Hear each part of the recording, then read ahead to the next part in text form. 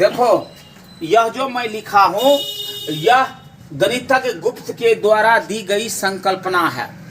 किस चीज के संदर्भ में? यह आपको ज्यामिति में चक्रीय चतुर्भुज के संदर्भ में इन्होंने इस बात का व्याख्यान किया था और अपना संकल्पना व्यक्त की थी।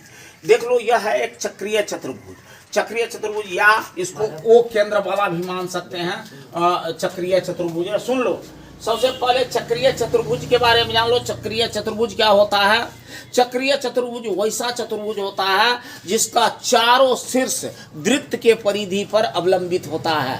परिधि क्या होता है? क्या वृत्त का परिधि क्या होता है? उसका वृत्त के चारों ओर की लंबाई को वृत्त की परिधि कहा जाता है।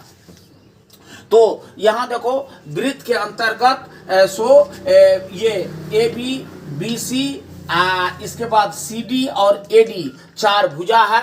अब देखिए, ए के सामने में छोटा ए, बी के सामने में छोटा बी और सी के सामने में छोटा सी और डी के सामने में छोटा डी। यह है, इसको तुम बी सी भुजा कह सकते हो या स्मॉल डी कह सकते हो। इसको ए बी भुजा या स्मॉल सी कह सकते हो। इसको ए डी भुजा या स्मॉल बी कह सकते हो।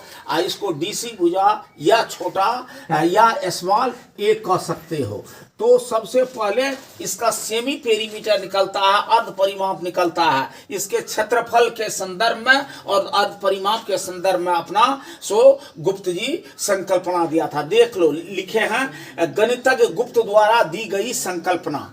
चक्रीय चतुर्भुज का पहले परिभाषा। चक्रीय चतुर्भुज वह है जिस चतुर्भुज की चारों शीर्ष वृत्त की परिधि पर स्थित हो। देखो, यहाँ शीर्ष ए, यहाँ बी, यहाँ सी, यहाँ डी और वृत्त की चारों ओर की जो लंबाई है वो केंद्र वाला जो वृत्त है उस पर ये चारों शीर्ष अवलंबित है। अब ये इसका अर्ध परिमाप या परिमिति या सेमी पेरीमीटर एस। अब देखो, इसका माना हो गया ए बी की लंबाई की आधा, बी सी लंबाई की आधा, डी सी लंबाई की आधा और ए डी लंबाई की आधा। इसलिए अर्ध परिमाप हो गया। इसके सामने में small A, small B, small C, small D है। तो A plus B plus C plus D बटे 2। और जब आपको इसका चक्रीय चतुर्भुज का क्षेत्रफल लिखेंगे, यहाँ ई भी लिख सकते हैं, चक्रीय